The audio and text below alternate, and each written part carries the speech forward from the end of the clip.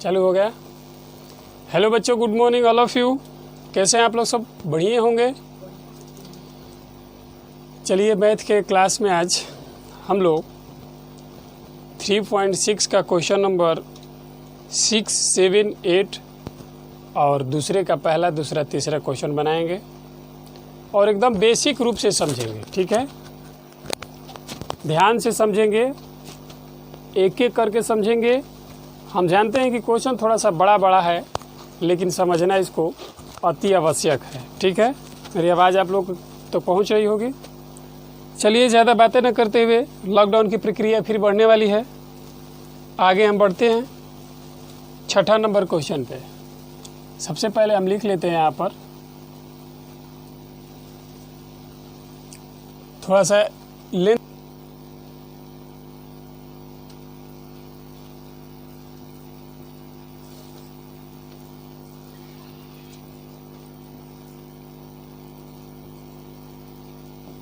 Class 10 का हम लोग जितने भी मैथ बना रहे हैं, प्रश्नावली 3.6 का मैथ यहाँ पर भी लिख देते हैं ताकि आप लोगों को खोजने में कोई दिक्कत परेशानी ना हो। एक बात और है कि जितने भी वीडियो डाला गया है सब अध्याय के प्रश्नावली की तरफ से डाला गया है। जैसे प्रश्नावली 1.1, प्रश्नावली 1.2, प्रश्नावली 3.1, 3.2 ऐसे करके डाला गया है। आप लोग मैथ के फोल्डर में जाकर चेक कर सकते हैं। चलिए, हम पहला का 6ठा क्वेश्चन बनाते हैं।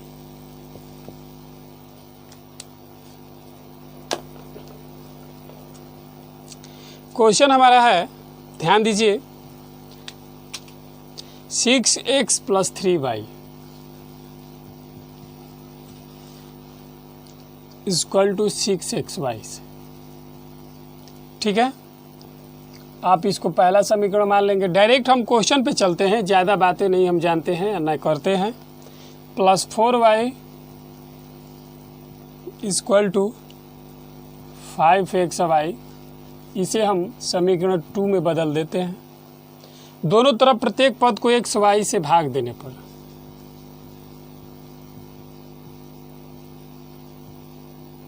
दोनों पद के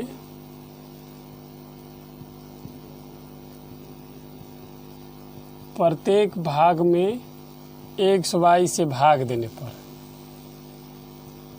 भाग देंगे।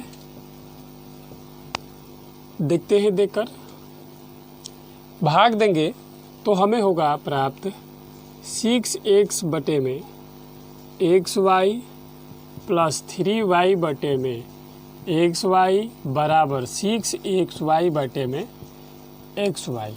जी, इसको हम आगे बढ़ाएंगे। देखिए, x से x को काट देंगे, y से y को काट देंगे और xy से xy को काट देंगे।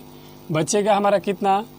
6 बटे में y + 3 बटे में x बराबर 6, यही बचेगा। इसको हम समीकरण 3 मान लेंगे। एकदम पहले जैसे क्वेश्चन बनाए हैं सेम टू सेम इस क्वेश्चन को भी उसी पे लेकर चलेंगे। फिर समीकरण ये 1 था, समीकरण 1 था, ये समीकरण 1 से था। अब समीकरण 2 से लेंगे।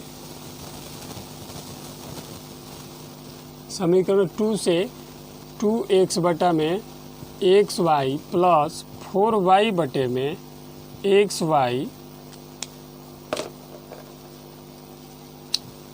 बराबर क्या है? 5xy है। 5xy बटे में xy। देखिए, ध्यान दीजिए, इसमें भी x से x खत्म, y से y खत्म, ये x से ये खत्म।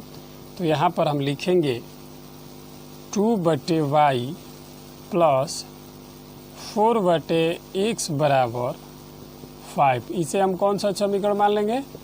चौथा समीकरण मान लेंगे। ठीक है, अब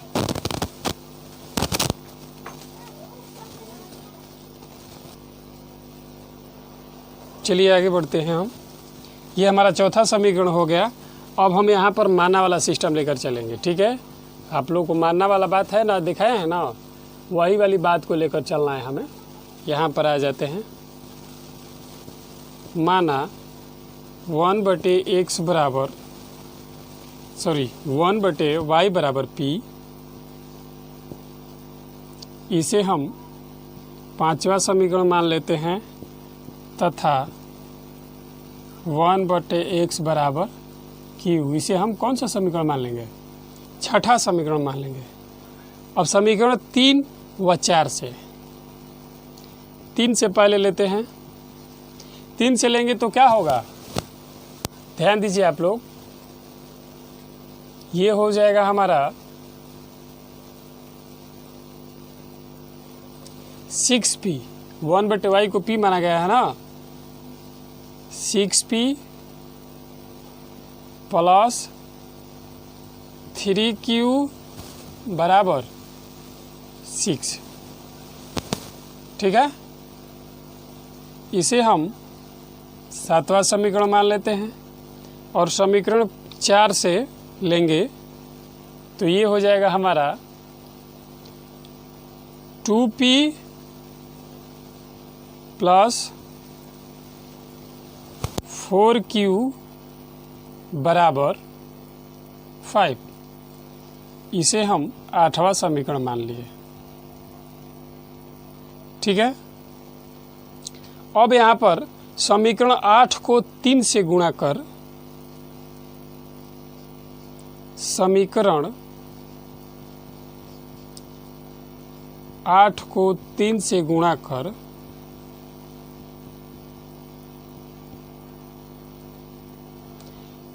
समीकरण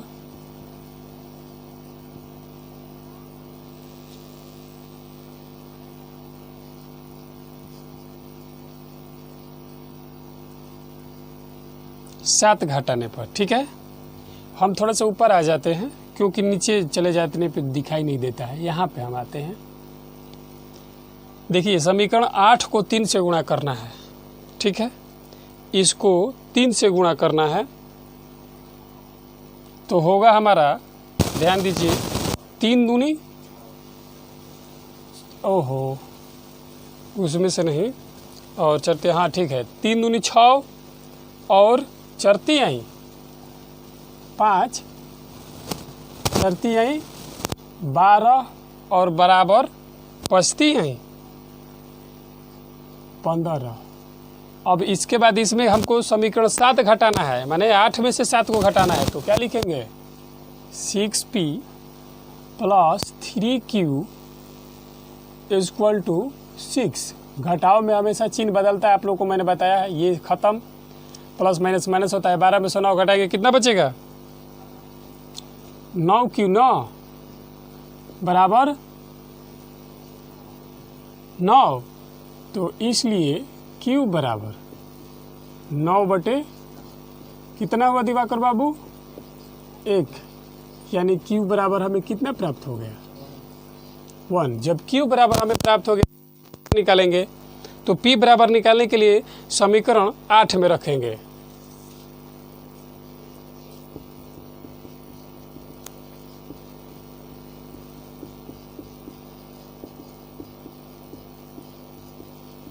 आठ हमारा समीकरण कौन सा है? ये है। इसमें हम रखते हैं 2p प्लस 4 गुणे 1 बराबर 5। जब इसको हम सॉल्व करेंगे, ये यहाँ पर आप लोग का ये हो गया, यहाँ पर लिखेंगे तो क्या होगा? 2p प्लस 4 बराबर 5। तो 2p बराबर 5 माइनस 4 होगा। तो p बराबर क्या हो जाएगा? p बराबर 1/2 होगा। ये 5 में से 4 घटेगा 1 और ये 2 नीचे नहीं चला जाएगा। हमारा p बराबर 1/2 प्राप्त हो गया। p तथा q का मान समीकरण 5 और 6 में रखने पर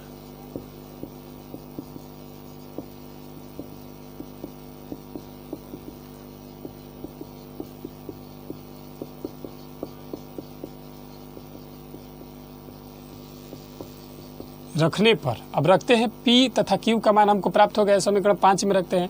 समीकरण 5 हमारा कहाँ है? 1/y है। तो हम यहाँ पर लिखेंगे 5 से जब हम लेते हैं तो 5 हमारा कितना है? 1/y बराबर 1/2 है ना। तो इसलिए y बराबर आया 2। 6 से लेते हैं तो 1/x बराबर हम कितना माने थे 1, तो इसलिए x बराबर यही हमारा क्या हो गया आंसर हो गया। फिर से इसको आपको समझाते हैं, ध्यान से समझिएगा। ये हमारा समीकरण 1 है, समीकरण 2 है। इसमें का एक्स वाई पद हटाने के लिए दोनों तरफ हम एक्स वाई से भाग दे दिए हैं। एक्स वाई से भाग देने पर हमें 6/y प्लस 3/x बराबर 6 प्राप्त हुआ है। उसी तरह समीकरण 2 में भी किए हैं तो 2/y प्लस 4/x बराबर 5, ये हमारा चौथा समीकरण प्राप्त हुआ है। अब माने कि 1/y बराबर p 5वां समीकरण तथा 1/x³ 6वां समीकरण। तो यहाँ पर p का मान लिखने के लिए इसको लिखेंगे इस तरह का, यानी कि 1/y का मान हमने p रखा है तो 6p हो जाएगा प्लस 3³ बराबर 6, ये हमारा 7वां और नीचे वाला 8वां समीकरण हो गया। अब समीकरण 8 को 3 से गुणा किए हैं, यानी कि इसको 3 से गुणा किए हैं। आप यहाँ पर 3 × 3 भी लिख देंगे तो कोई दिक्कत नहीं है, या नहीं लिखेंगे तो और ही बेटर होगा, एग्जाम में ऐसे नहीं लिखा जाता है। समीकरण 8 को 3 से गुणा करके और बाकी 7 में उसको घटा देना है। तो हमने यहाँ पर किया तो 9q बराबर 9, तो 9q बराबर 9/9 बराबर 1 आया। तो q बराबर हमारा 1 प्राप्त हुआ। तो q बराबर 1 समीकरण 8 में, 8 में, ये 8 है, 8 में रख देने पर तो हमारा समीकरण 8 ये था, इसमें हमने रख दिया तो p बराबर 1/2 प्राप्त हो गया। जब हमें q बराबर और p बराबर दोनों प्राप्त हो गया तो p और q का मान समीकरण 5 और 6 में रख देंगे। तो इस तरह हमारा y बराबर 2 और x बराबर 1 प्राप्त हो गया। इस तरह हमारा क्वेश्चन जो है सॉल्व हो गया। इसी तरह धीरे धीरे इसमें के सारे क्वेश्चन सॉल्व कर देंगे। इसके बाद फिर अब अगले वीडियो में अगले चैप्टर में यानी कि 4.1 पढ़ने वाले हैं। तब तक के लिए इतना क्वेश्चन बनाते हैं। चलिए अगले क्वेश्चन की तरफ।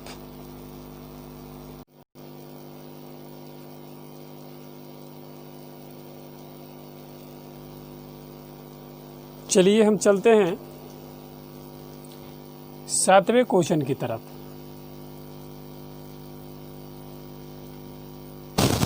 7वां क्वेश्चन आप लोग स्क्रीन पे दिखेगा, ध्यान से देखिए।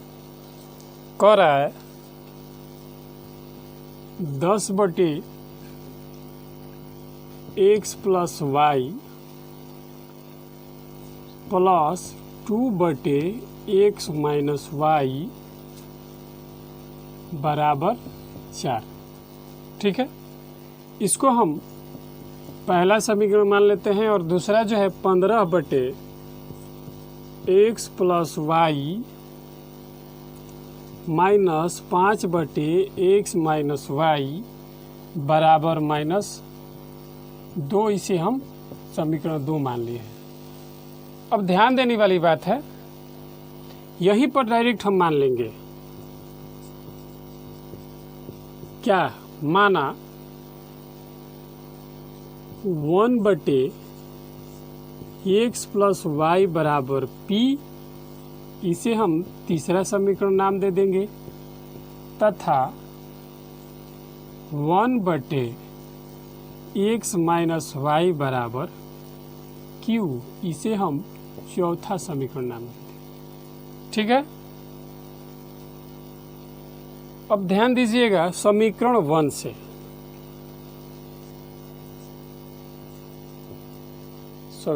1 नहीं 3 से 1 समीकरण को यहाँ पर लिखेंगे हम। हमें प्राप्त होगा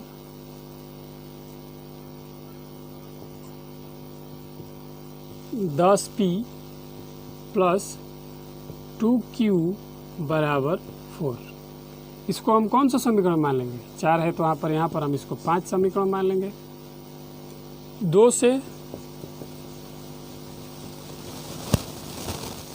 15p माइनस 5q बराबर -2, इसे हम छठा समीकरण मान लेंगे।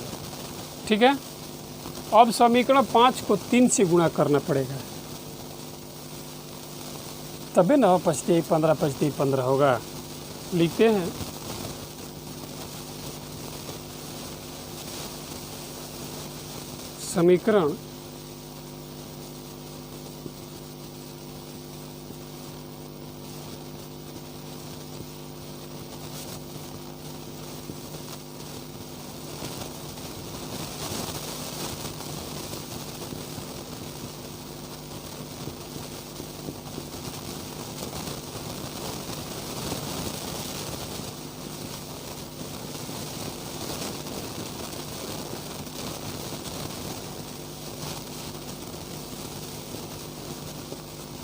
घटाने पर देखिए समीकरण 5 को 3 से गुणा करना है और समीकरण 6 को 2 से गुणा करके और दोनों को आपस में एक दूसरे से घटा देना है। तो देखिए समीकरण 5 को 3 से गुणा करते हैं तो समीकरण 5 10 3 है 30p प्लस 3 दूनी 6 क्यू बराबर 3 चौके 12 और फिर समीकरण 6 को 2 से तो 15 दूनी 30p माइनस 5 दूनी 10 क्यू बराबर -2 में -2 से गुणा करेंगे तो क्या होगा -2 दूनी के 4 घटाते हैं यहाँ पर माइनस प्लस यहाँ पर प्लस ये ख़त्म हो गया ये 16 क्यू हो गया बराबर ये भी 16 हो गया तो इसलिए क्यू बराबर 16 बटे में 16 एकम 16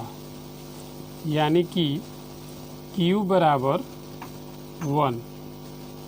ठीक है क्यू बराबर हमारा 1 प्राप्त हुआ। इसी तरह अब हम क्यू बराबर 1 को समीकरण 5 में रखेंगे। डायरेक्ट हम यहाँ पर आ जाते हैं क्यू बराबर 1 समीकरण 5 में रखने पर समीकरण 5 हमारा ये है 10p प्लस 2 गुणे 1 बराबर 4। ठीक है इस तरह हम रखेंगे तो हमें प्राप्त होगा 10p बराबर 4 माइनस 2 बचेगा कि नहीं बचेगा तो बचेगा। अब यहाँ पर आ जाते हैं 10p बराबर यानी कि 4 तो p बराबर 2 बटे में 10 2 एकम 2 2 पचे 10 p बराबर हमारा कितना प्राप्त हो गया 1 बटे 5 हुआ प्राप्त। कहीं डिस्टर्ब आ रही चीज़ें समझ में आगे बढ़ते हैं। अब यहाँ पर p तथा q का मान समीकरण 3 और 4 में रख दीजिए।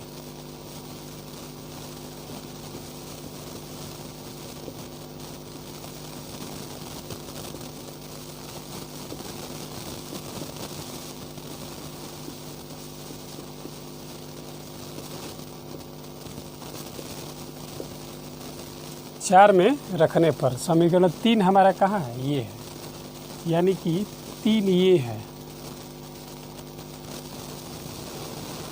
1 बटे x प्लस वाई। इसका मान हमारा क्या लिए थे हम p लिए थे ना और इसका मान कितना है p का 1 बटे 5 यानी कि 1 प्लस x प्लस वाई बराबर 5। तो हम यहाँ पर लिखेंगे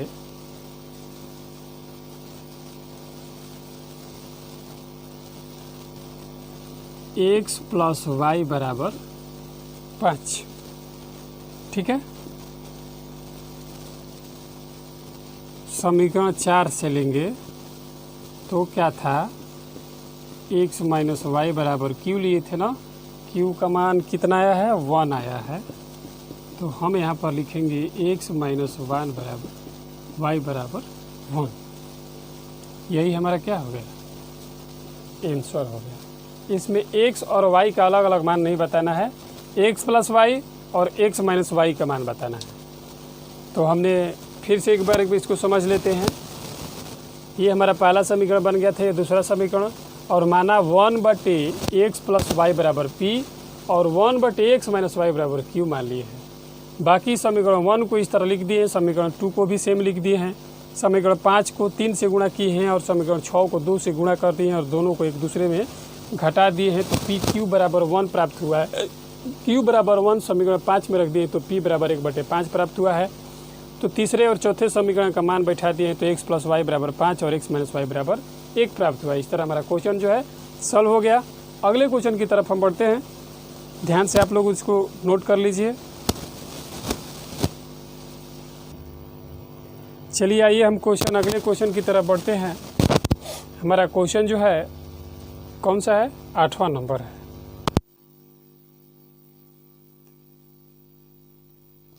क्वेश्चन नंबर 8, ध्यान दीजिए। क्वेश्चन नंबर 8 थोड़ा सा दिखने में हार्ड लग रहा है, लेकिन सबसे नॉर्मल है। थोड़ा सा लंबा हो सकता है, लिखते हैं, थोड़ा छोटा छोटा लिखेंगे। 1/3x + y plus 1/3x - y बराबर 3/4। इसको डायरेक्ट आप पहला समीकरण मान लीजिए। अगला है 1/2 × 3x + y minus 1/2 × 3x - y बराबर कितना है? -1/8। इसको हम दूसरा समीकरण मान लेंगे। ठीक है, अब चलते हैं माना वाली सिस्टम पर।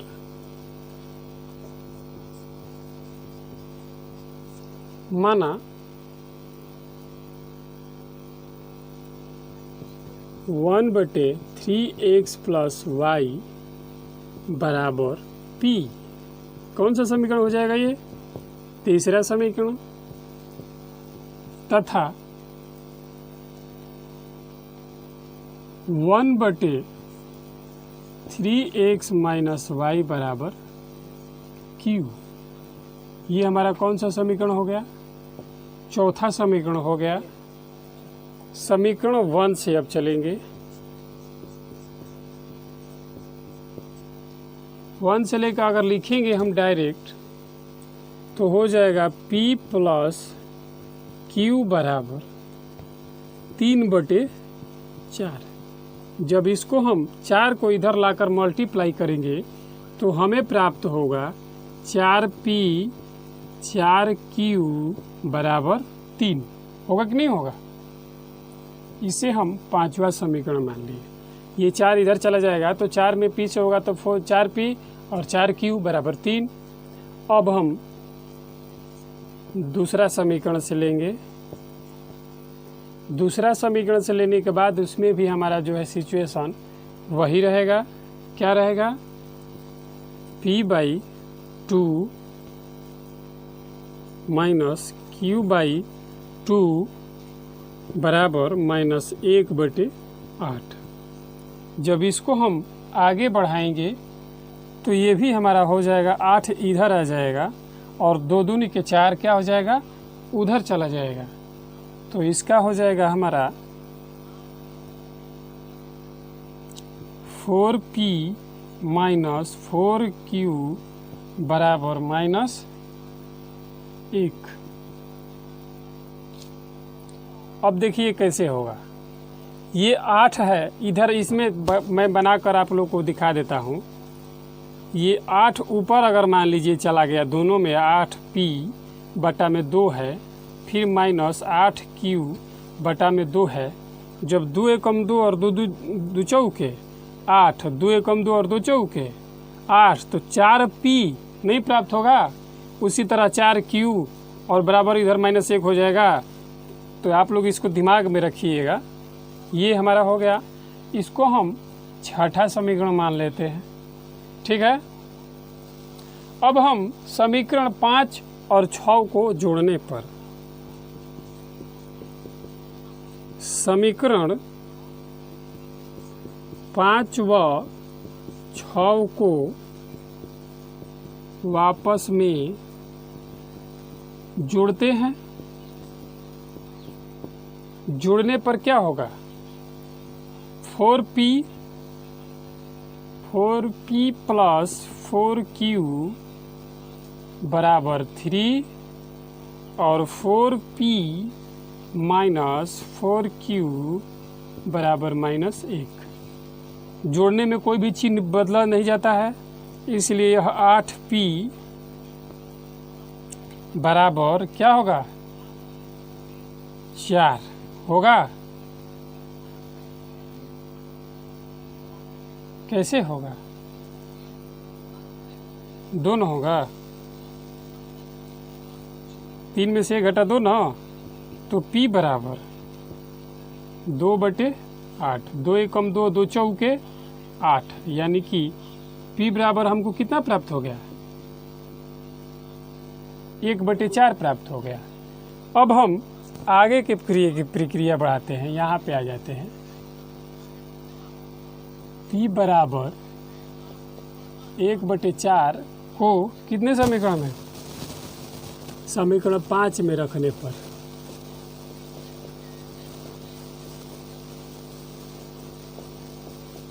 समीकरण 5 में रखते हैं। समीकरण 5 हमारा ये है 4 गुणे 1/4, फिर प्लस 4Q बराबर 3। 4 से 4 खत्म हो गया, बचा कितना? 1 प्लस 4Q बराबर 3। ठीक है, तो ये जो है यहाँ पे आ जाते हैं। 4Q बराबर 3 माइनस 1 होगा, तो हो जाएगा हमारा 4Q बराबर 3 में से 1 घट गया 2, तो इसलिए Q बराबर 2/4, 2 एकम 2, 2 दूनी के 4 होगा। तो Q बराबर हमारा प्राप्त हो गया 1/2। अब दोनों जब हमको P और Q प्राप्त हो गया, तो P और Q का मान समीकरण 3 और 4 में रख देंगे। P तथा Q का मान समीकरण 3 व 4 में रखने पर, ठीक है, रख दीजिए। कैसे रखेंगे? 3 से। जब 3 को हम रखेंगे तो होगा 1/3x प्लस y, ठीक है। जब ये y होगा, ये होगा 1/4 के मुताबिक, तो जब इसको हम आगे की प्रक्रिया में बढ़ाएंगे तो 3x प्लस y बराबर क्या हो जाएगा? 4 होगा, 4, ठीक है, 4 हो गया। अब हमारा ये जो है एक और समीकरण बन गया। कौन सा समीकरण? 7वां समीकरण। अब 4 से जब करेंगे, थोड़ा सा ये बड़ा हो रहा है, तो 1/3x माइनस 1 बराबर कितना आया है? 1/2। तो इसको जब हम करेंगे तो 3x माइनस y बराबर क्या हो जाएगा? सिर्फ 2 होगा। ये हमारा कौन सा समीकरण हो गया? 8वां समीकरण हो गया। थोड़ा सा बड़ा हो रहा है। अब हम यहाँ पर लिखेंगे, जगह की कमी हो रही है, यहाँ पे धीरे धीरे छोटा छोटा लिख दे रहे हैं। समीकरण 7 व 8 को जोड़ने पर जोड़ देते हैं। समीकरण 7 और 8 को जोड़ देते हैं, तो 3x प्लस y बराबर 4, 3x माइनस y बराबर 2 जोड़ देते हैं। ये खत्म हो जाएगा। 6x बराबर 6, तो इसलिए x बराबर 6/6, 6 एकम 6, x बराबर 1, 6 बराबर x बराबर 6 आ गया ना। अब x बराबर 6 समीकरण 6 में 7 में रख देते हैं। यहाँ पर दिखाई दे रहा है, देखिए तो कितना नीचे जा रहा है, कट नहीं रहा है ना, यहाँ तक आ जाएगा। हाँ, यहाँ, अच्छा यहाँ तक देख लीजिए, कर देते हैं। तो हम x बराबर 1 आ गया, तो अब यहाँ पे आ जाते हैं। x बराबर 1 समीकरण 7 में रखने पर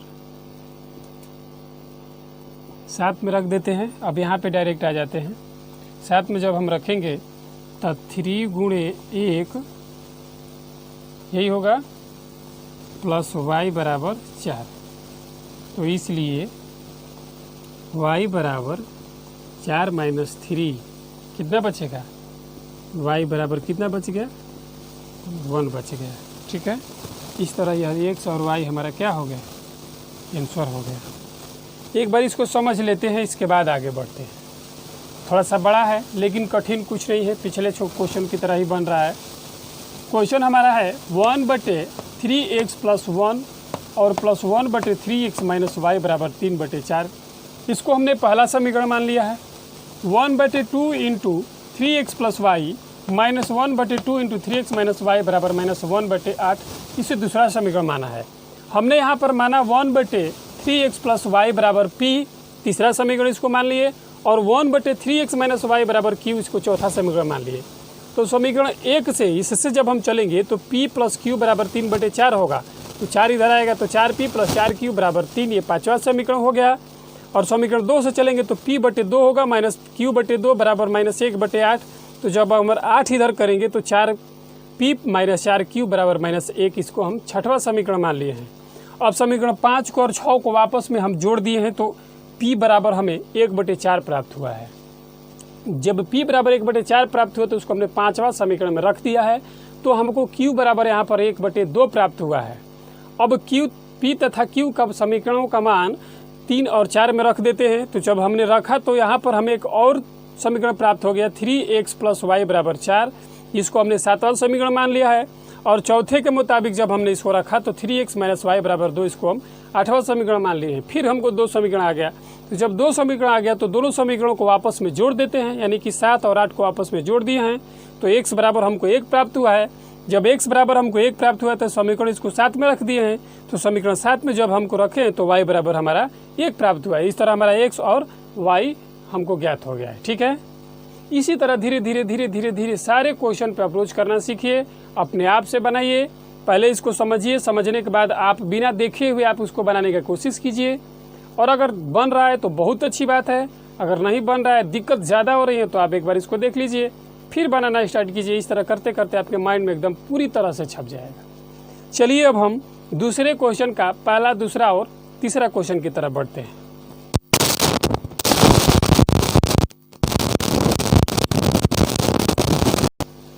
तो चलिए हम, मेरे प्यारे बच्चों, अब हम दूसरे का पहला क्वेश्चन पढ़ेंगे। सबसे पहले आप लोग क्वेश्चन को ध्यान से पढ़िए, इसके बाद आप क्वेश्चन को बनाने का अप्रोच सीखिएगा। ठीक है, सबसे पहले ध्यान से पढ़ते हैं क्वेश्चन को।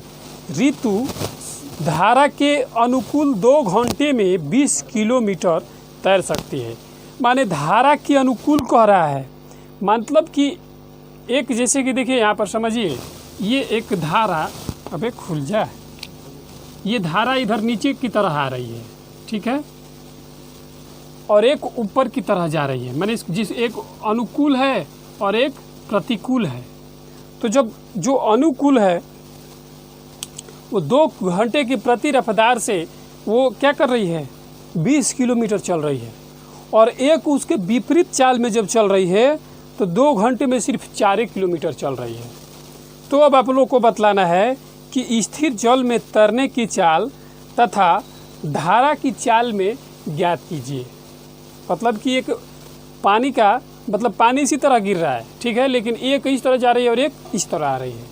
तुम कहने का मतलब कि अगर मान लीजिए पानी अगर नीचे की तरफ जा रहा है और आप भी अगर नीचे की तरफ जा रहे हैं तो जल्दी जल्दी जाएंगे, स्पीड में जाएंगे।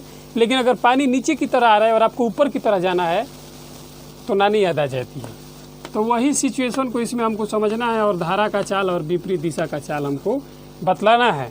तो चलिए हम ज़्यादा लेट न करते हुए क्वेश्चन स्टार्ट करते हैं। दूसरे क्वेश्चन का पहला, तो माना ऋतु की स्थिर जल में चांद।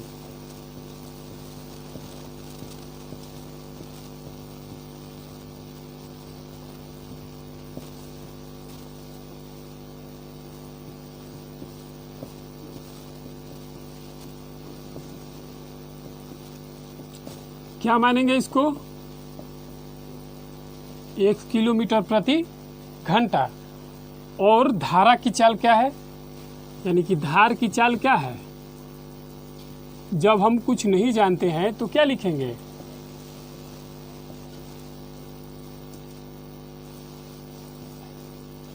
किलोमीटर प्रति घंटा। ठीक है। और एक बात यहां पर याद रखिएगा, धारा के अनुकूल जो चाल होता है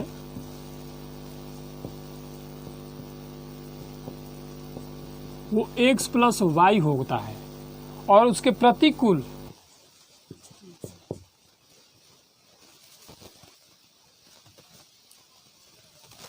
धारा के अनुकूल जो चाल होता है वो x प्लस वाई होता है, और धारा के जो प्रतिकूल चाल होता है, प्रतिकूल चाल जो होता है वो x माइनस वाई होता है। इतना याद रखिएगा, जब अनुकूल होगा तो x प्लस वाई और प्रतिकूल होगा तो x माइनस वाई। अब हम चलते हैं प्रश्नानुसार, प्रश्नानुसार चलते हैं। प्रश्नानुसार क्या है आप समझने का पहले कोशिश कीजिएगा कि कह रहा है कि 2 घंटे में 20 किलोमीटर तैर सकती है, यानी कि 2 घंटे में कितना वो तैर सकती है, 20 किलोमीटर। और जब प्रतिकूल चल रही है तो प्लस में होगा सॉरी अनुकूल में चल रही है तो प्लस में होगा, प्रतिकूल में चलेगी तो माइनस में होगा। तो जब इसको हम बेसिक से सजाएंगे तो तिरछा तिरछी गुणा होता है ना, तो वही जब हम करेंगे तो हमको यहाँ पर प्राप्त होगा 2 इंटू एक्स प्लस वाई बराबर क्या, 20 होगा। तो हम इसको क्या करेंगे,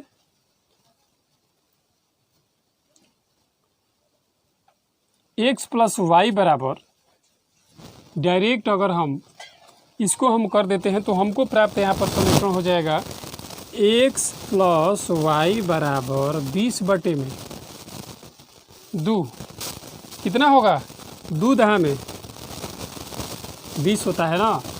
तो इस तरह करने के बाद हमको यहाँ पर प्राप्त हो जाएगा क्या, एक्स प्लस वाई बराबर 10 प्राप्त हो जाएगा।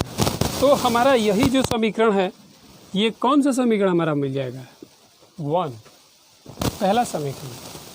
अब तथा y पे चलते हैं, तथा अब ध्यान दीजिए दूसरा जो कह रहा है इसी में सवाल कि 2 घंटे में 4 किलोमीटर तैर सकती है। 2 घंटे में वो कितना तैर सकती है, 4 किलोमीटर, यानी कि धारा के प्रतिकूल। ठीक है। फिर अब इसको जब हम करेंगे तो t into x minus y बराबर 4, तो इसलिए ये हमारा हो जाएगा एक्स माइनस वाई बराबर 4/2, 2 एकम 2 2 दूनी के 4, इसलिए एक्स माइनस वाई बराबर 2। ये हमारा कौन सा समीकरण प्राप्त हो गया, समीकरण 2 प्राप्त हो गया। आई समझ में चीज़ें। अब हम चलते हैं समीकरण 1 और समीकरण 2 को वापस में जोड़ देंगे। समीकरण 1 तथा समीकरण 2 को जोड़ने पर, जोड़ते हैं मेरे प्यारे बच्चों, तो हो जाएगा एक्स प्लस वाई बराबर 10 और एक्स माइनस वाई बराबर कितना, 2। ये तो खत्म हो जाएगा, यानी बचेगा कितना, 2x बराबर 12 होगा कि नहीं होगा। तो x बराबर क्या हमें प्राप्त होगा, x बराबर 12/2, यानी कि 2 एकम 2 और 2 छक्का 12, यानी कि x बराबर हमारा कितना प्राप्त हो गया, 6 प्राप्त हो गया। समझ नहीं रहे हैं आप लोग, छापने में बजे हुए हैं। अब x बराबर 6, यहाँ पे चले आते हैं, कहाँ पे चले, यहाँ पे,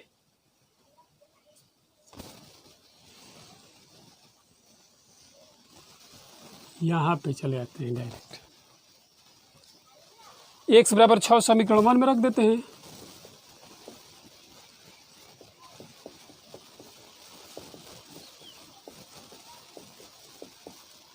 x बराबर 6 समीकरण 1 में रख देते हैं। रखिए समीकरण 6 क्या है, समीकरण 1 वहाँ है, यानी कि x का मान हमारा कितना है, 6 है।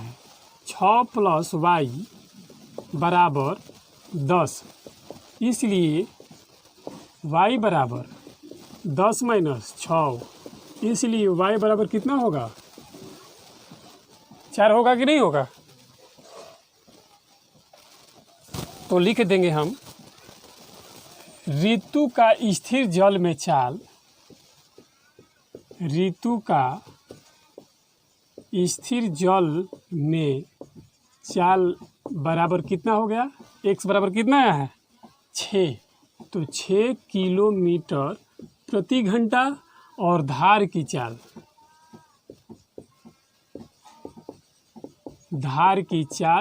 y बराबर कितना आया है, 4 किलोमीटर प्रति घंटा। यही हमारा क्या हो गया बच्चों, आंसर हो गया। फिर से इसको समझते हैं, ये लॉजिक समझिए, क्योंकि क्वेश्चन में एग्जाम की दृष्टि से हो सकता है।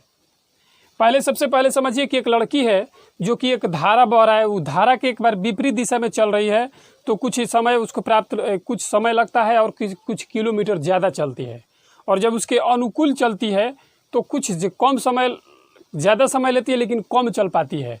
उसी को हमको यहाँ पर दर्शाना है। तो उसको हम नहीं पता है कि वो कितना किलोमीटर चल रही है विपरीत में और कितना किलोमीटर चल रही है अनविपरीत में।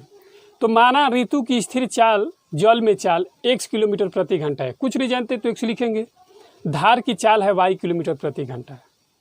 धारा के अनुकूल चाल जब भी होता है, धारा के अनुकूल, तो ये दिमाग में रखने वाली बात है कि जब धारा के अनुकूल यानी कि धारा से संबंधित हो, माने जैसे कि पानी इस तरह बह रहा है और वो कार्य भी उसी तरह हो रहा है तो प्लस होगा, लेकिन अगर कार्य इस तरह हो रहा है और काम इस तरह हो रहा है तो माइनस हो जाएगा। तो अनुकूल होगा तो x प्लस वाई और प्रतिकूल होगा तो x माइनस वाई। तो प्रश्न के अनुसार अब हम चलते हैं, तो कह रहा है, बुक में ध्यान से पढ़ेंगे तो लिखा है कि 2 घंटे में 20 किलोमीटर तैरती है। 2 घंटे में कितना तैरती है, 20 किलोमीटर। किसके अनुकूल, चाल माने धारा के अनुकूल चलती है, तो x प्लस वाई लिखेंगे। जब इसको हम करेंगे तो हमको यहाँ पर डायरेक्ट x प्लस वाई बराबर 10 प्राप्त होगा।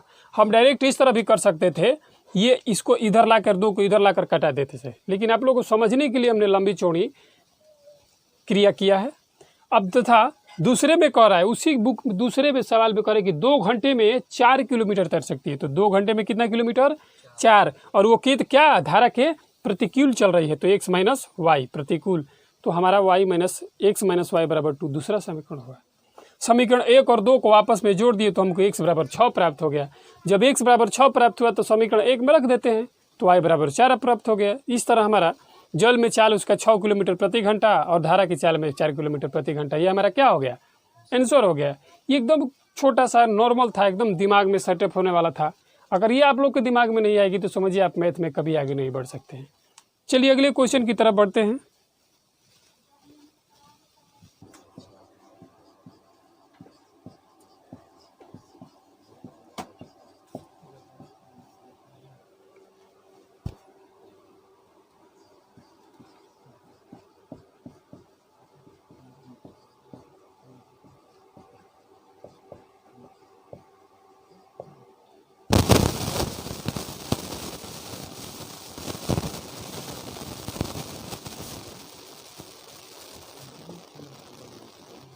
x घंटा होगा, x दिन होगा, बुक में दिन की बात कर रहा है, और सेम टू सेम पुरुष द्वारा कार्य करने में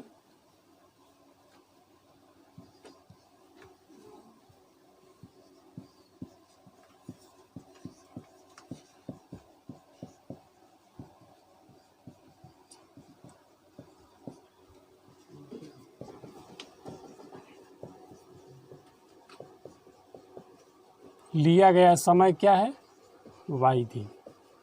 इतना तो कन्फर्म है। आगे की तरफ बढ़ते हैं। 8 महिला एवं 5 पुरुषों एक दिन का काम कितना करती हैं, 2 पुरुष, 2 महिला और 5 पुरुष एक काम को कितने करती हैं, 1/4 के रूप में करती हैं। लिखेंगे हम यहाँ पर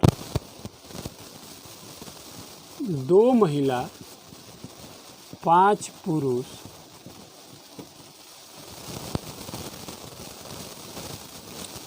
पुरुषों का एक दिन का काम।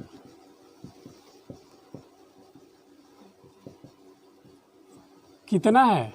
4 है।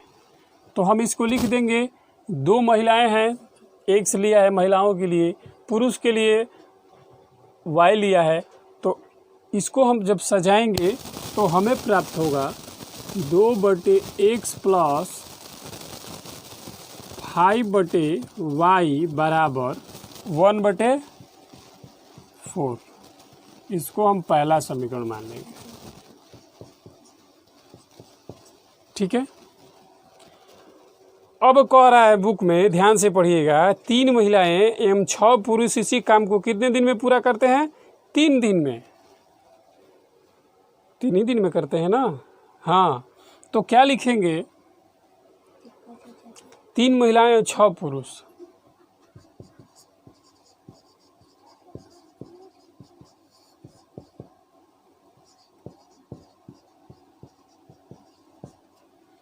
छह पुरुष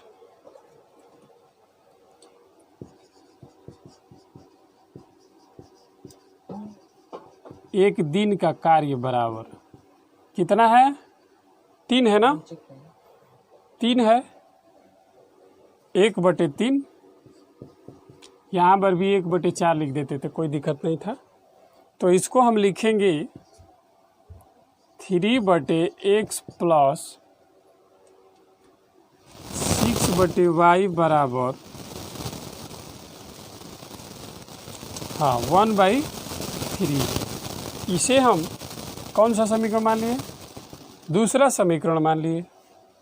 अब यहाँ पर हम लेकर चलेंगे, माना 1/x बराबर p, ये कौन सा समीकरण हो जाएगा? तीसरा हो जाएगा। तथा 1/y बराबर q, ये हो जाएगा चौथा समीकरण। ठीक है। आगे की तरफ बढ़ते हैं। समीकरण 1 से लेंगे। समीकरण 1 इस तरह लिख देते हैं। समीकरण 1 से ध्यान दीजिए, जब इसको 1/x को p में बदलेंगे तो हमारा ये क्या हो जाएगा? तो हो जाएगा 2p प्लस 5q बराबर 4। होगा कि नहीं होगा? 1/4। ठीक है। जब इसको हम आगे बढ़ाएंगे तो ये हमारा हो जाएगा, इधर आके गुणा हो जाता है, तो 4 दूनी 8p प्लस 5 के 20q और बराबर 1। इसको हम कौन सा समीकरण मान लेंगे?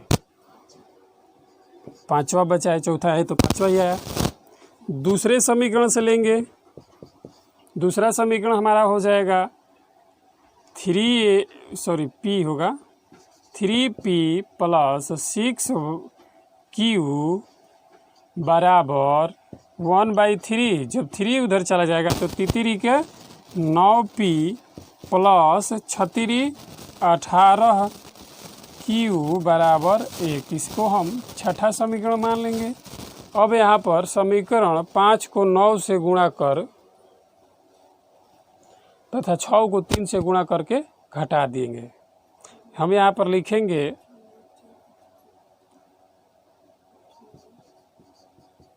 समीकरण 5 को 9 से गुणा तथा समीकरण 6 को 3 से गुणा। ठीक है।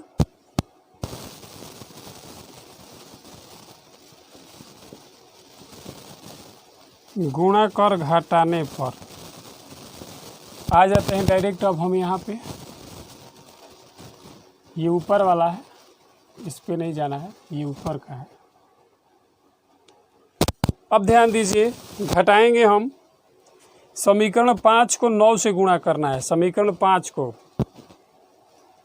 तो ये है 9 8 72 p प्लस 9 दूनी 18 180 क्यू बराबर 9 एकम 9 तथा समीकरण 6 को 3 से करना है। 6 हमारा ये है, 3 से तो 3 से करेंगे।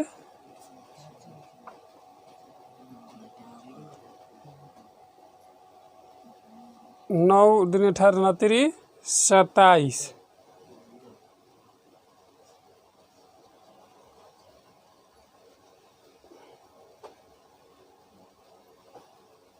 रुकिए 1 मिनट।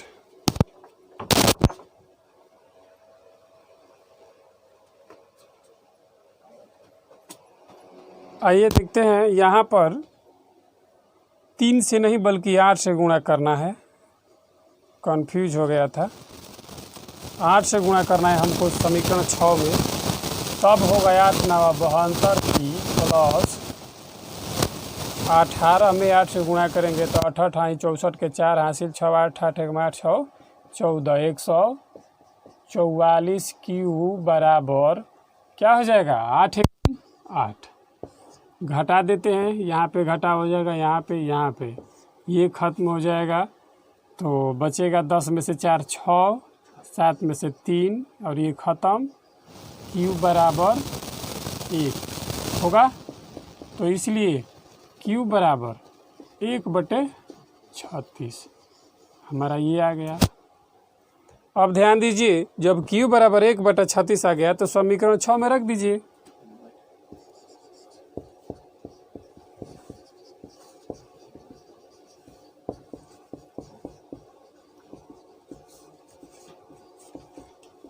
में रखते हैं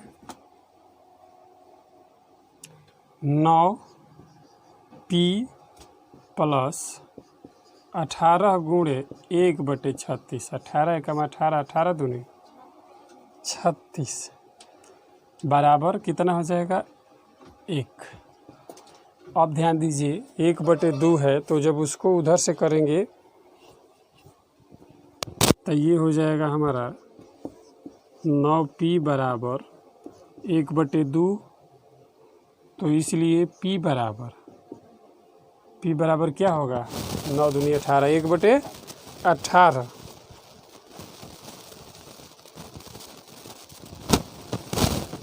p बराबर हो जाएगा 1/2 गुणे 9 बराबर p बराबर 1/18। थोड़ा लंबा हो जा रहा है, कोई बात नहीं, समझने के लिए आप लोग को लंबा किए हैं। चलते हैं आगे। जब p बराबर 18 q बराबर 18 आ गया तो हम समीकरण को 3 और 4 पर बैठा देंगे। ठीक है, p बराबर 1/18 यहाँ पे फिर ये तथा q बराबर 1/36 समीकरण 3 व 4 में रखने पर रख दीजिए। समीकरण 3 क्या है? समीकरण 3 है 1/x बराबर p। 1/x बराबर p है और p बराबर कितना आया है 1/18 तो इसलिए p बराबर 18 होगा। इसलिए x बराबर 18 और दूसरा है 1/y बराबर q और q का मान आया है 1/36 तो इसलिए y बराबर 36। इस तरह हमारा दोनों जो है आंसर आ गया। आप लोगों को मैं फिर से समझा देता हूँ, ध्यान से समझिए। और ज़्यादातर एक आदमी को बताने में 3 आदमी नहीं लगता है। ध्यान से पहले पढ़िए क्वेश्चन को। 2 महिलाएं एवं 5 पुरुष एक काम को 4 दिन में पूरा करते हैं और उसी काम को 3 महिलाएं और 6 पुरुष 3 दिन में पूरा करते हैं। ज्ञात करके बतलाना है कि अकेली महिला उस काम को कितने दिन में पूरा कर सकती है और अकेले पुरुष उस काम को कितने दिन में पूरा कर सकते हैं। तो इसी कार्य को समझना है। तो मान लीजिए हमने माना है कि माना अकेली महिला दोबारा कार्य करने के लिए लिया गया समय x है और पुरुषों द्वारा कार्य करने का समय y है। 5 महिला पहले सब मतलब कि रूल से 2 महिला 5 पुरुष और 1 दिन का काम 1/4 है, तो इसको हम सजा दिए हैं, तो पहला समीकरण प्राप्त हुआ है। फिर दूसरे प्रश्न अनुसार 3 महिलाएं 6 पुरुषों का 1 दिन का काम 1/3 है, तो इसको भी हमने सजा दिए, तो समीकरण 2 प्राप्त हुआ। माना कि 1/x बराबर p तीसरा समीकरण हो गया और 1/iq चौथा समीकरण हो गया। इसको हम p 1/x को p पे बदलेंगे तो 2p + 5q बराबर 4। जब इसको 1/4 होगा तो ये 4 इधर चला जाएगा, तो 4 दूनी 8, 8p, फिर 4 × 20 और फिर एक एकदम सेम टू सेम इधर, ये पांचवा समीकरण हो गया। फिर हम दूसरे समीकरण से लेकर चले हैं, दूसरे से देखिए यहाँ पर लेकर चले हैं, तो हमारा क्या हुआ, यहाँ पर 3x है तो 3p हो जाएगा, प्लस है 6y है तो यहाँ पर 6q हो जाएगा, बराबर 1/3 है, 1/3 हो जाएगा। 3 उधर चला जाएगा तो 3 3 × 9 होता है, 3 6 × 18 होता है और फिर 1 इधर सेम टू सेम हो गया। ये हमारा छठा समीकरण हो गया। अब समीकरण 5 को 9 से गुणा करना है तथा समीकरण 6 को 8 से गुणा करके और दोनों को आपस में हमने घटा दिया है। घटाना है तो घटाए तो हमको q बराबर 1/36 प्राप्त हुआ। तो q बराबर 1/36 हम समीकरण 6 में रख दिए हैं। 6 हमारा क्या है, 9p + 18 q बराबर 1 है। इसमें जब हम रखें तो हमारा p बराबर 1/18 प्राप्त हुआ। तो p बराबर 1/18 और q बराबर 1/36 प्राप्त हुआ, तो इसको हम समीकरण 3 और 4 में रख देते हैं। समीकरण 3 में रखे तो x बराबर 18 आया और y बराबर हमारा 36 आया। इस तरह हमारा क्वेश्चन जो है सॉल्व हो गया। इसी तरह धीरे धीरे करते सारे क्वेश्चन अप्रोच कर जाएंगे। अब इसमें का एक क्वेश्चन बचा है, लास्ट क्वेश्चन बचा है, वो क्वेश्चन बताने के बाद आज की क्लास यहीं स्थगित कर दी जाएगी और फिर अगले क्लास में आप लोगों को द्विघात समीकरण के बारे में बताएंगे। और द्विघात समीकरणों को बताने से पहले उसके बारे में जारी जानकारी आप लोगों को मैं देने वाला हूँ कि कैसे कौन सा विधि से उसमें बनाएंगे तो सॉल्व आसान होगा, किस में भारी होगा, उसका सूत्र क्या है, सारी चीज़ों को पहले मैं लिखवाऊंगा। इसके बाद अगले हम लोग चैप्टर में बढ़ेंगे। चलिए अगले क्वेश्चन की तरफ बढ़ते हैं।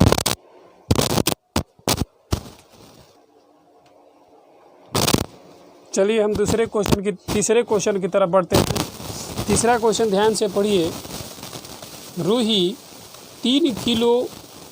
300 किलोमीटर दूरी पर स्थित अपने घर जाने के लिए कुछ दूरी रेलगाड़ी द्वारा तथा कुछ दूरी बस द्वारा तय करती है।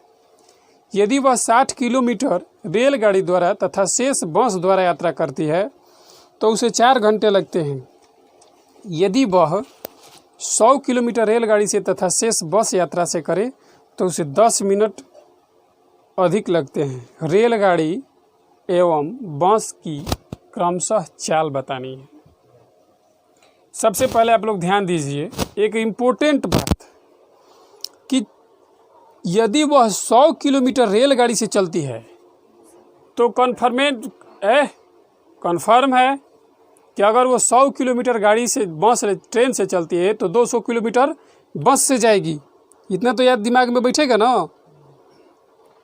अगर वो रेलगाड़ी से 60 किलोमीटर जाती है तो बस से कितना जाएगी, 240 किलोमीटर जाएगी। तो इसको तो समझना एकदम आसानी बात है। तो चलिए हम बनाते हैं तीसरा क्वेश्चन। तो लिखेंगे कि माना रेलगाड़ी की चाल,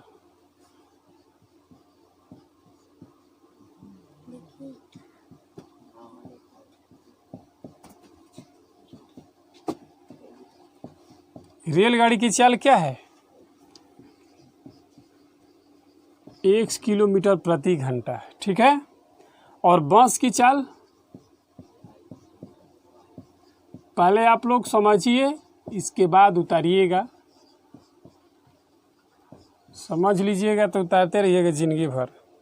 अब हम चलते हैं प्रश्नानुसार।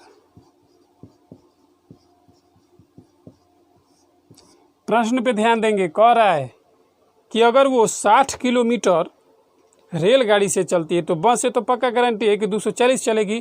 तो 60 का जब चली तो x पे चली और जब बस से चली तो कितना चलेगी, 240। बस का क्या हमें माना है, y।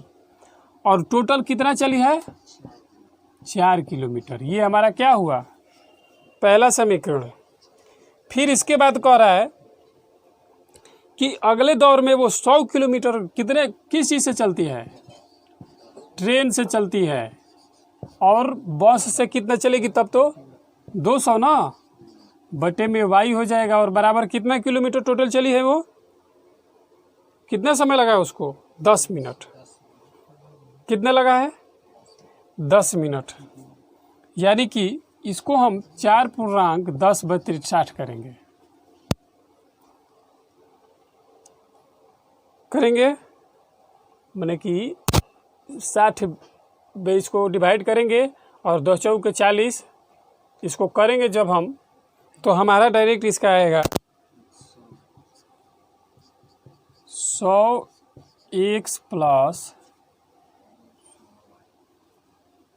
200y बराबर क्या होगा? काटेंगे तो इसको क्या होगा? 6 चौके 24 और 24 में 10 जोड़ देंगे तो क्या हो जाएगा? 26/6। इसको हम क्या मान लेंगे? ये सवाल बनाए आप लोग का। आगे की तरफ बढ़ते हैं, हमको दूसरा समीकरण प्राप्त हुआ। अब हम यहाँ पर थोड़ा और इधर आ जाते हैं। माना 1/x बराबर p तीसरा समीकरण तथा 1/y q ये कौन सा? चौथा समीकरण हो गया। अब 1 से करेंगे। 1 से करते हैं, क्या हमें प्राप्त होगा? क्या प्राप्त होगा?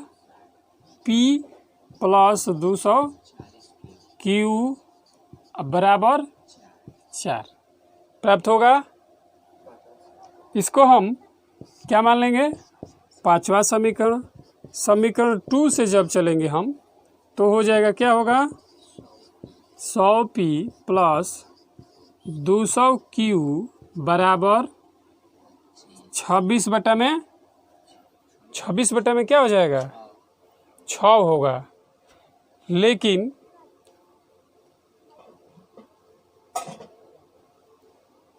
हाँ, यहाँ पे इसको थोड़ा सा कर लेते हैं। इसको अब एक पॉइंट आगे बढ़ाते हैं। ये 6 इधर आ जाएगा तो गुणा हो जाता है। तो 600p + 6 दूनी 1200q बराबर 26। ये कौन सा समीकरण हो गया?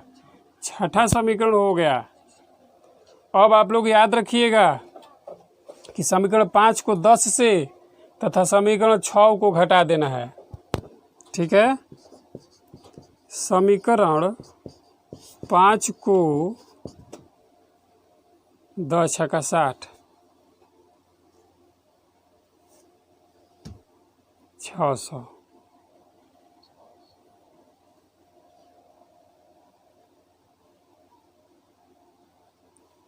600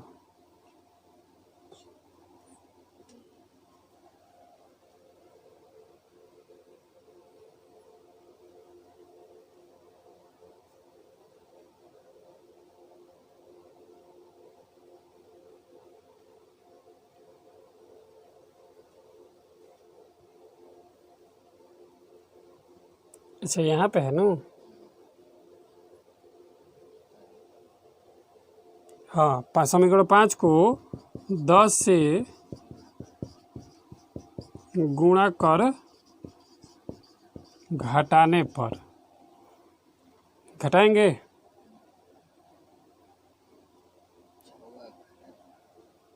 आ जाते हैं हम यहाँ पे। घटाइए। 5 को में 10 से गुणा कीजिएगा तो होगा 600 हो जाएगा। p + 240 में 10 से गुणा करेंगे। 240 में 10 से गुणा कर देते हैं। 0 0 0 1 0 0 4 एकम 4 2 एकम 2 0 0 4 2 कितना हुआ? 2400 q बराबर 4 दाम में 40 और इसमें हम घटा देंगे कि समीकरण 6 को 600p + 1200q बराबर 26। घटाएंगे तो चिन्ह बदल जाते हैं। ये ख़त्म। ये 24 में से 12 तो 12 बचेगा। 12 से q बराबर 6 4 10 और 3 में से 2 1 कितना बचा? 14। तो 1200 क्यू बराबर 14 कि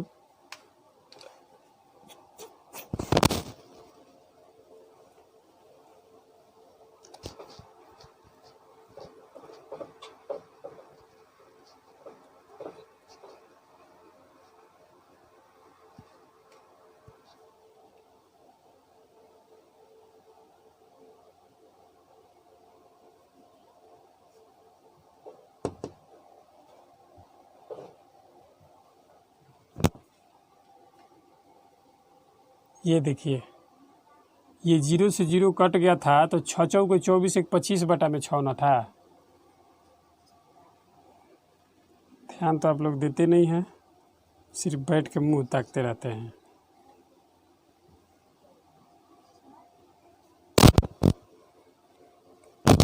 गुणे भाग मल्टीप्लाई करने में गलती हो सकती है, कम से कम आप लोग तो कीजिए। अब यहाँ पर हमको ये प्राप्त हुआ 15 हो जाएगा, जब यहाँ पर 5 होगा तो इसलिए क्यू बराबर जब हम निकालेंगे 15 बटे में 1200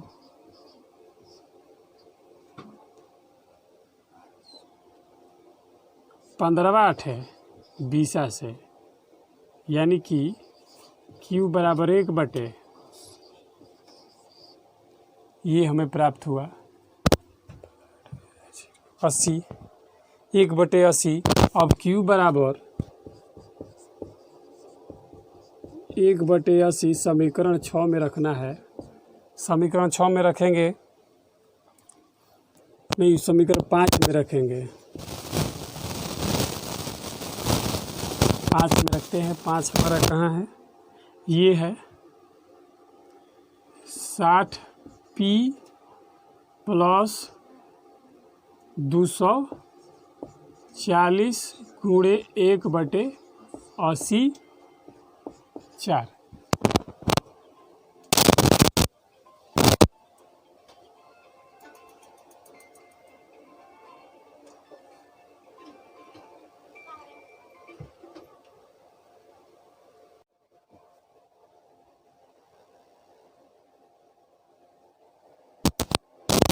आगे बढ़ते हैं। ये हो जाएगा तो 0 से 0 और 8 एकम 8 38 के 24। तो हमारा क्या होगा यहाँ पर 60p प्लस 3 बराबर 4। आगे बढ़ते हैं हम, हमें होगा 60p बराबर 4 माइनस 3, तो p बराबर 1 बटे में 60 होगा। अब हम p बराबर घेर देते हैं इसको, p बराबर p तथा q का मान समीकरण 3 व 4 में रखने पर, ठीक है। p तथा q का मान समीकरण 3 और 4 में रख दीजिए। डायरेक्ट रखेंगे तो क्या होगा, 3 समीकरण कहाँ है, ये है 1 बटे x बराबर हमने p माना था, और p बराबर हमारा कितना है 1 बटे 60। तो इसलिए x बराबर हमारा क्या हो गया 60, और 1 बटे y बराबर हमने q माना था, और ये हमारा q कितना है 1 बटे 80। तो इसलिए y बराबर 80। यही हमारा दोनों क्या हो गया 60 और 80 आंसर हो गया। ध्यान दीजिए, इसको फिर से मैं एक बार समझा देता हूँ, इसके बाद आप लोग उतारिएगा। सबसे पहले बुक को ध्यान से पढ़िए। रूही 300 किलोमीटर दूरी स्थिर अपने घर जाने के लिए करती है, माने जहाँ से वो जाना है वहाँ से लेकर उसके घर की लंबाई 300 किलोमीटर है, ठीक है। और जिसमें से वो कुछ दूरी 60 किलोमीटर ट्रेन से चली जाती है, तो बस से कितना जाएगी तो 240। और अगर वो 100 किलोमीटर रेलगाड़ी से चलती है तो 200 किलोमीटर बस से जाएगी। यही दिमाग में रखना है और यही दिमाग में रखकर काम निकाल लेना है इसमें। तो रेलगाड़ी की चाल पता नहीं है तो x किलोमीटर प्रति घंटा, बस की चाल नहीं पता है तो y किलोमीटर प्रति घंटा। तो इसको हम 60 जो है 60 किलोमीटर वो ट्रेन से चलती है, तो ट्रेन से 60 बटे x, बस से कितना चलेगी तो 240/y। कितना घंटा में? 4 घंटा में। फिर दूसरे में कह रहा है कि 100 किलोमीटर वो ट्रेन से चली तो कितना किलोमीटर बस से चली तो 200 किलोमीटर। कितने घंटा में? तो 4 घंटा में। अरे सॉरी 4 घंटा नहीं, 10 मिनट में। 10 मिनट का जब हम यहाँ पर मान निकालेंगे तो हमको 25/6 प्राप्त होगा, यानी कि 25/6 का भाग। तो इसको हो जाएगा 100/x प्लस 200/i, और ये 0 से 0 खत्म हो गया। 6 चौके 24, 25/6 हो गया। इसको हमने दूसरा समीकरण मान लिया है, माना 1/x बराबर p तीसरा तथा 1/y q चौथा समीकरण। तो 60p प्लस 24q 240q बराबर 4। ठीक है, पहले समीकरण से। और दूसरे समीकरण से 100p प्लस 200q बराबर 25/6। 6 को इधर लाकर गुणा कर दिए तो हमको इतना प्राप्त हो गया, 600p प्लस 1200q बराबर 25। ये हमारा छठा समीकरण हो गया। समीकरण 5 को 10 से गुणा करके और समीकरण 6 में घटा देना है। यहाँ पर देखिए 10 से गुणा कर, यहाँ पर लिख छूट गया था, समीकरण 6 में घटाने पर। कोई दिक्कत नहीं है, आप लोग नहीं भी लिखेंगे तो कोई दिक्कत नहीं है। ये अब गिजी मिजी मत कीजिएगा, खाँच खूँच। ये हो गया। अब हम वहाँ पे घटा दिए समीकरण 5 को 6 में, 5 में 10 से गुणा करके 6 में घटा दिए हैं, तो हमारा q बराबर 1/80 प्राप्त हुआ। देखिए कैसे, यहाँ पर प्लस छुपा है माइनस हो गया, यहाँ पर प्लस है माइनस हो गया, यहाँ पर प्लस है माइनस हो गया। तो प्लस माइनस तो एक जैसा जो है कट जाएगा। अब 24 में से 1200 घटेगा, 1200 बचेगा, तो q का मिलाकर 1 लिखा जाता है। 40 में से 25 घटाएंगे 15 होगा, तो q बराबर 15 में ये 200 नीचे आ जाएगा ना, तो कटेगा तो 15 8 120 और 0, यानी कि 15 80 या 1200 होता है। तो q बराबर 180 हमें प्राप्त हुआ। अब इसी तरह q बराबर 180 हम समीकरण 5 में रखेंगे। तो समीकरण 5 हमारा था 60p प्लस 240q, और q का मान हमारा 180 है, तो लिख दिए बराबर 4। तो इसको 0 से 0 खत्म, और अतिरिक्त 24 होता है तो 3 से कटा दिए, तो 60p या प्लस 3 बचा है, 3 एकम 3 तो 3 या बराबर 4। तो 60p बराबर 4 माइनस 3, तो p बराबर 1/60 प्राप्त हुआ। अब p तथा q का मान समीकरण 3 में 4 में रख दीजिए। समीकरण 3 में 4 में रखें तो हमारा x बराबर 60 प्राप्त हुआ और y बराबर 80 प्राप्त हुआ। तो आप कह सकते हैं आप यहाँ पर कह सकते हैं कि रेलगाड़ी का चाल क्या था? x था ना, x बराबर 60 किलोमीटर प्रति घंटा, और बस की चाल बराबर y माने थे, तो y का मान कितना है? 80। तो इसको लिख दीजिए 80 किलोमीटर प्रति घंटा। आप इसको असली आंसर लिख सकते हैं। इस तरह हमारा क्वेश्चन जो है सॉल्व हो गया। तो चलते हैं, आज के लिए बस इतना ही क्लास रहने देते हैं। मिलते हैं आपसे अगले क्लास में, अगले वीडियो में। और अगले वीडियो में हम द्विघात समीकरण पढ़ेंगे, जिसमें द्विघात समीकरण के बारे में पहले हम स्टडी करेंगे कि द्विघात समीकरण का बनाने का तरीका क्या है, उसके कितने सूत्र हैं, कैसे उसको डिवाइड किया जाता है, और तब इसके बाद हम उसके 4.1 प्रश्नावली पढ़ेंगे। तो आज के लिए इतना ही रहने देते हैं। मिलते हैं अगले वीडियो में, तब तक के लिए टेक केयर, बाय बाय।